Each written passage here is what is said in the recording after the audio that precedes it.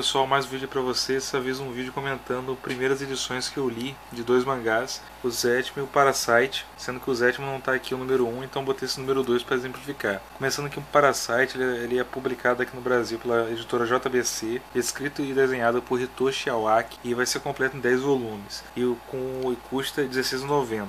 A história de Parasite é em torno de alienígenas com uma forma parecida com de verme, que depois de um tempo de observando a Terra, decide que o ser humano tem que ser extinguido, porque ele faz muito mal ao planeta. Então eles invadem a Terra com o objetivo de dominar o corpo dos seres humanos, só que o personagem principal da história, o alienígena não consegue, no caso, chegar ao cérebro dele, acabando ficando preso na mão. E nisso vai passando a história, vez que outros parasitas dominaram vários seres humanos do planeta Terra, e por instinto eles atacam outros humanos. No caso, os alienígenas, eles se alimentam da mesma espécie que ele conseguiu invadir. Então vai ter todo um suspense de quem é o alienígena, ou do ser humano dominado por alienígena, e com certeza vai querer matar o personagem principal, entre outras pessoas, para se alimentar. E o alienígena que toma a mão esquerda do personagem principal, que ele acaba até se nomeando de Mig, ele vai, no caso, defender o protagonista, porque é uma questão até de instinto de sobrevivência, já que ele, para viver, precisa do Shinichi, que é o personagem principal, protagonista dessa história. Nisso eles vão criando um vínculo. O interessante da história é que ele parece aquele suspense meio que gore, sabe? Aqueles filmes B, gore, da década de 80, sei lá, que é aquela coisa bem grotesca. Isso porque o alienígena, quando ele invade o corpo do ser humano, ele consegue mudar a forma da parte do corpo que ele invadiu. Isso torna uma bem grotesca a história e um suspense muito grande, porque você não sabe o que é por exemplo, um oponente do protagonista, quando encontra ele, vai fazer, que forma que ele vai assumir. Então, a forma que o oponente escolhe se transformar vai definir todo o contexto da luta, e se ele vai ser ganhador ou vai ser morto. Então isso dá um suspense muito, muito forte, porque você vê que ele termina a luta ali em relação à inteligência e estratégia. E o Mig, de maneira, pelo menos pra mim, que pareceu, você vê que o Mig está sempre procurando ler livros, sempre buscando conhecer mais sobre o mundo, conhecer mais sobre os seres humanos, os seres vivos, o planeta como um todo. E o Shinichi, que na verdade é o ser humano, é o protagonista, ele é aquele jovem típico, né, que não pensa muita coisa. Ele não pensa muito na vida dele, no que ele quer fazer, e você percebe, eu pelo menos criei muito mais empatia com o Mig do que com o próprio Shinichi. Então eu achei isso uma maneira para fazer uma reflexão.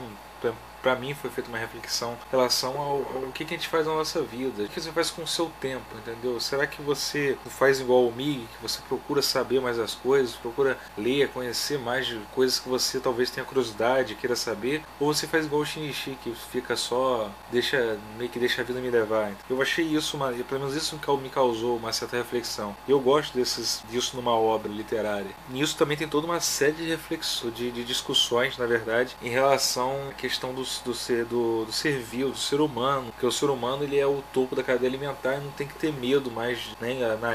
Talvez na era das cavernas tinha que ter um certo medo de morrer ou ser caçado por outros animais, mas hoje em dia não tem isso.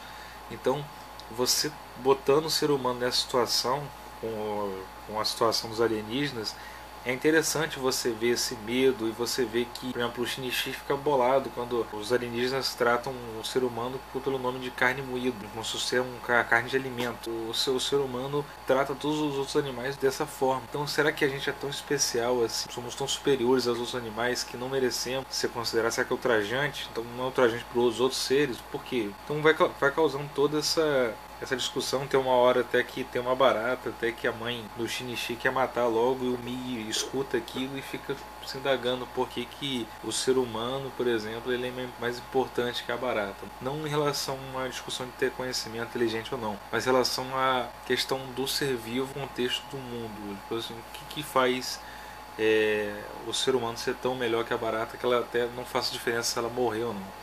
Então tem toda essa discussão, a discussão do que o ser humano está fazendo no mundo. Por exemplo, se você for considerar a barata, como eu falei antes, e o ser humano, a barata não faz nada. Tipo, ela não vai fazer tanta diferença em relação a acabar com o mundo. Mas o ser humano, sim, e a gente não tem controle, vamos dizer assim.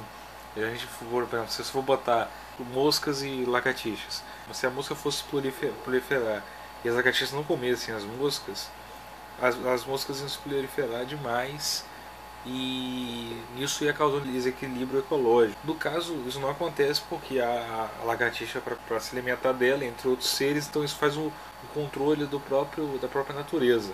Já que o ser humano não, o ser humano ele só tem aquela coisa dele se reproduzir e gerar outros seres humanos, mas não temos, vamos dizer assim, alguém que esteja na cadeia alimentar que faça o controle da nossa espécie.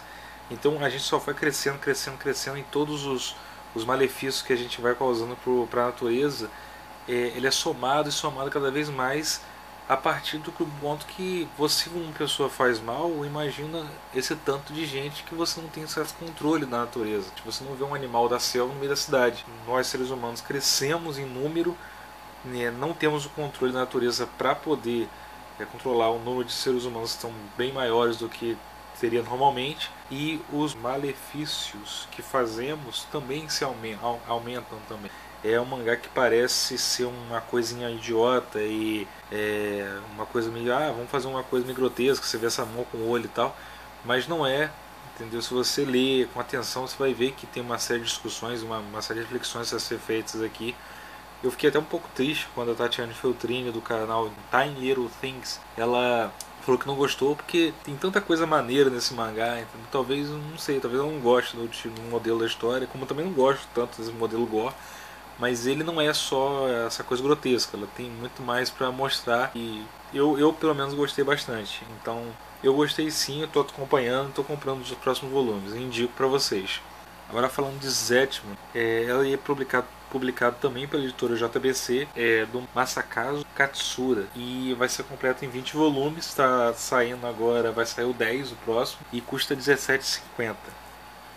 Ele conta a história do Jin, que é esse personagem que aparece na capa do 2 aqui. Ele tem essa marca de nascença, tipo uma auréola, né, um círculo na mão, e começa a história mostrando ele perseguindo um ladrão que roubou a carteira de um senhor, e ele consegue recuperar essa carteira, só que ele não faz uma boa ação somente por fazer, de bom coração. Ele pede uma recompensa. Então, e quando ele cobra essa recompensa, esse preço por ter feito, para ter recuperado a carteira, o senhor fica puto com ele e tal, e vai embora, não paga porra nenhuma. O que é estranho, porque se ele pensasse bem, o garoto recuperou a carteira dele, que ele não ia ver, porque provavelmente o cara ia pegar o dinheiro, provavelmente poder recuperar a carteira, mas não o dinheiro. Então ele, em vez de ficar sem dinheiro nenhum, ia ficar com uma parte do dinheiro. Mas, enfim, isso é uma das discussões que também são geradas, eu acabei falando aqui com vocês.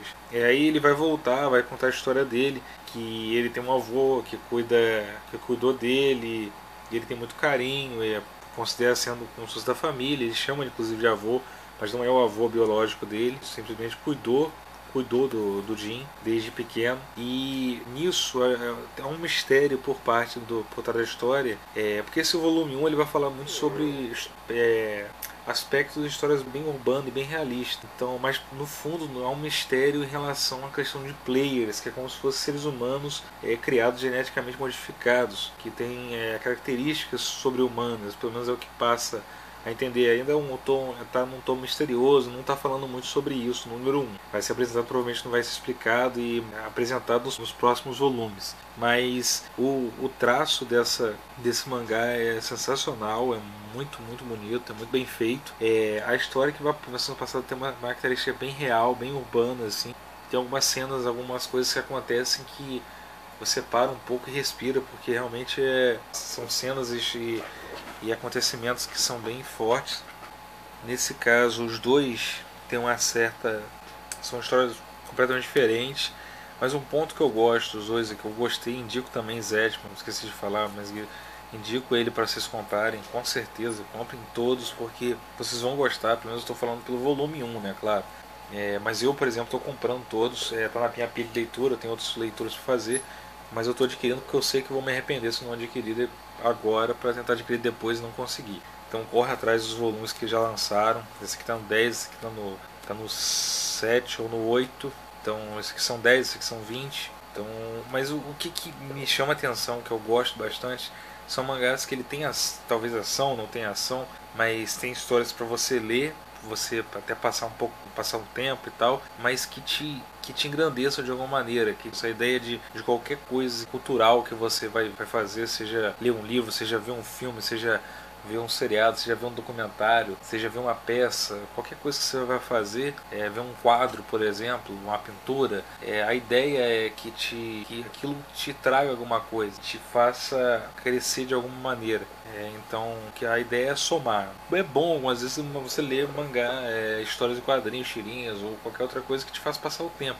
Mas eu particularmente gosto muito de histórias que me façam pensar, histórias que engrandecem de alguma maneira. Então, as duas histórias têm isso, em aspectos diferentes. Eu diria que isso aqui é mais até voltado para um ambiental, para o ser humano no contexto do mundo, e esse aqui com aspectos mais urbanos. Então fica esse vídeo aí para vocês.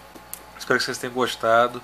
Em breve tem outros materiais para fazer, comentários, tem Kuroko no Basket, tem Gangsta, tem Limit, tem Eden, que eu vou fazendo aí e vou passando para vocês. Eu agradeço a atenção de vocês e até um próximo vídeo aí, galera. Valeu!